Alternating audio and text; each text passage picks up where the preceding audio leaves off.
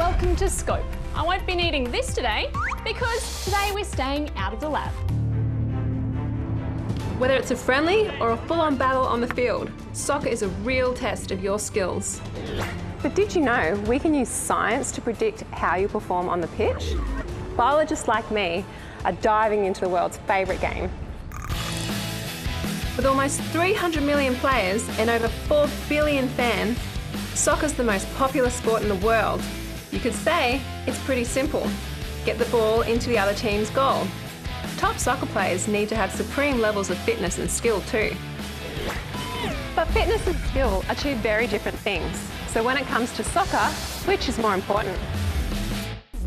Lots of scientists measure athletic traits like sprinting, endurance and strength to rate their players.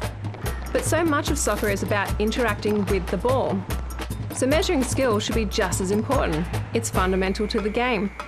But sports scientists don't measure ball skills like volleying, dribbling or juggling as much because it's not as easy to measure. But we're going to change that with a set of measurements that will decide things once and for all. First, we measure our players' height and their arms and legs. By doing this with a range of players, we can work out how a player's body shape and size can affect how good a player they are. We found that the taller a player, the more likely they are to succeed at this training game, soccer tennis. This is one game where having long legs can be a definite advantage. Next up, we put our players through their athletic paces. We measured a bunch of athletic traits like sprint speed, agility and leg muscle strength to try and capture just how fit different soccer players are. Then, we can combine all of these measurements into one finding that we call overall athletic ability. Lastly, we want to measure our players' balance and their ball skill. We found that balance is a really strong predictor of soccer tennis ability.